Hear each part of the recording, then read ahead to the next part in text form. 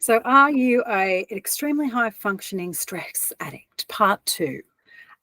If you caught my video earlier this week, you would have heard me talk about helping professions or people who are generally dedicated to being of service to the vulnerable, generally have an extremely high emotional intelligence.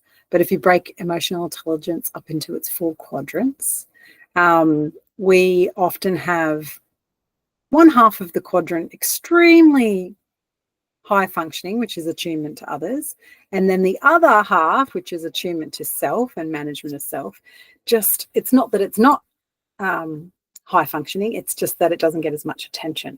So what's really interesting is that because of this similarities between us, even though we're all different practitioners and have different programs and different ways of doing things, a lot of this shows up pretty universally in our lives. So I created these archetype characters to basically capture what high functioning stress might look like. For you, it might look like it for the people around you, or you might notice that it's a behavior pattern that you've had in the past. So the whole point of it is not to take it all too seriously. I don't want you to be giving yourself a hard time about it if you see yourself in all of these, because I'm in all of them, hence I've written it. It's to look at yourself or to strengthen that section of your emotional intelligence, of attunement to self, by looking at your stress patterns objectively and maybe even having a bit of a laugh about it. So I'm going to do just the first 3. There's 6. But I'm just going to do the first 3 today, and we'll see how it lands with you guys. Please comment. Let me know whether it's helpful. Let me know which one lands with you, and then I'll go on and do the other 3. So the first of the characters, archetypes, is what I call the Crusader.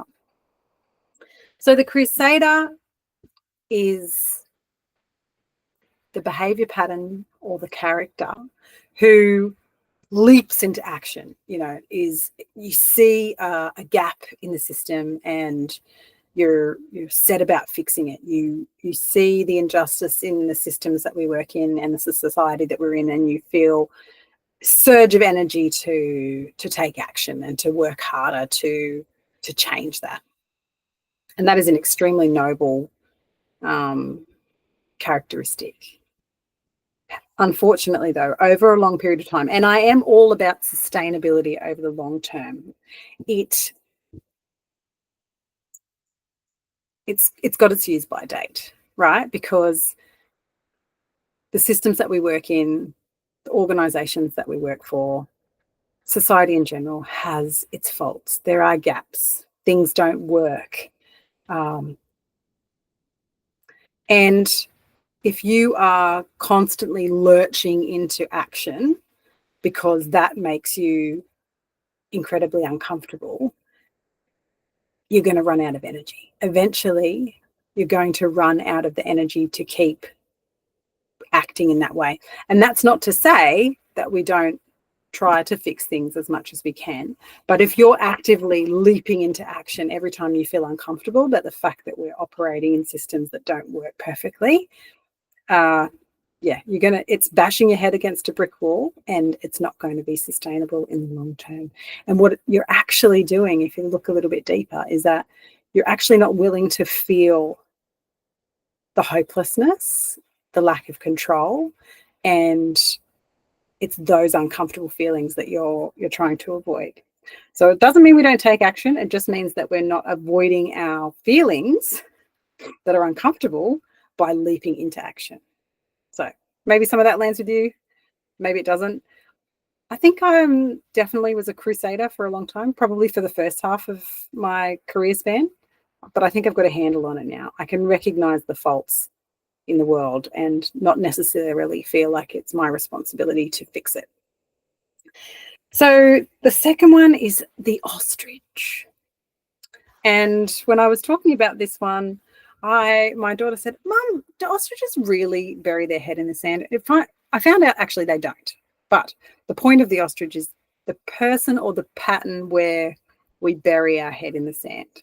So if you're like me and your role in the world is not to hear all the wonderful stories of everybody's lives, you don't have a lineup of people waiting to tell you all about how amazing their life is, right? You're hearing about the things that aren't working, the challenges, the trauma. So we are submerged often in the negative elements of this human life. So we're consuming a lot of that kind of content, probably an exceptionally large amount compared to the general public that we're absorbing. And maybe after a little while, you just start to feel like you just can't hear one more story. You just can't tolerate any more suffering, negativity. You don't want to hear anything about the news or anybody's problems, even though you love them and you're dedicated to it. You just can't take anymore. So you bury your head in the sand. Now, how do you bury your head in the sand? That looks different for everybody. Maybe you bury your head in the sand by binge watching Netflix. I don't know. Sometimes we do it through drinking way too much alcohol or using other substances or doom scrolling, online shopping. I don't know, whatever it is that you're doing. Not that I'm opposed to any of those things, but if we're doing it for the purpose or the subconscious purpose, because we're rarely conscious of us doing this, if we're unaware that we're doing it to avoid our feelings of being overwhelmed and the effects that the trauma is having on our view of the world, then it's going to be counterproductive. So you might look super high functioning and very productive, but you're actually avoiding your feelings. Not that I'm speaking from experience or anything, but what's really interesting about us as a group of helping professionals too is that we can bury our head in the sand or do the ostrich in work. You know, instead of Netflix or doom scrolling, you can throw yourself back into work in order to soothe those feelings that you're trying to avoid, because there's always more work. There's always more things to fix, people to see, you know, need to be filled, notes to be done. Like there is a never ending stream of things that have to be done. So just look to see what you're doing.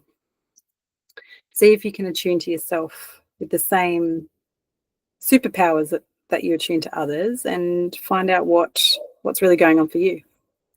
So the third one that I just want to cover today is the deer in headlights. So this is the kind of person or the kind of pattern that I see where you might say yes to everything and then do nothing because you're actually not capable, or the things that you have agreed to do or been asked to do, you just don't have the capacity for. So instead of doing them, even though you know how to do them, you've done them for years, you can get it done, you know what needs to be done, but instead of doing that, you clean out your top drawer or go on another home visit or stop and have a yarn to someone for 45 minutes about office politics. I don't know.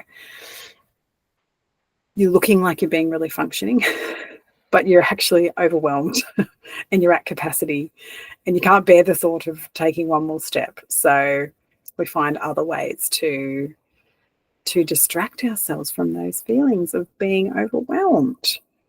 And if that lands for you, then you're not alone.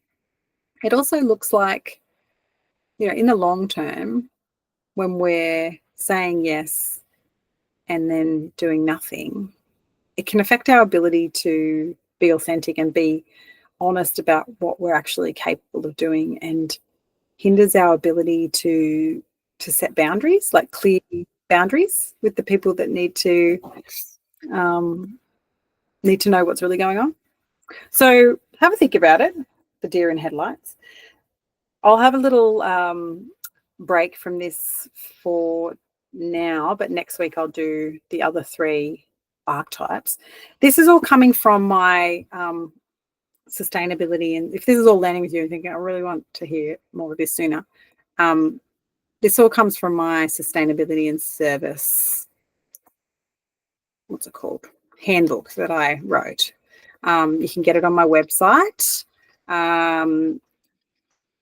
Otherwise, just tune in a little more often and I'll be posting these pretty regularly. The whole point of it is to think about, in summary, it's about mindfulness. And I know that can be a real buzzword, and you probably say it a lot in your work. Like, have you tried mindfulness? Yes. But it's different when you start to embody it yourself.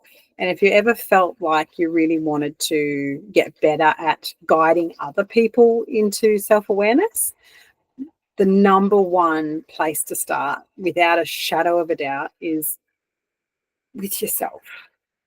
And it seems to be a concrete challenge for those of us who are tuned to others all day, to take an intentional focus on attuning to ourselves.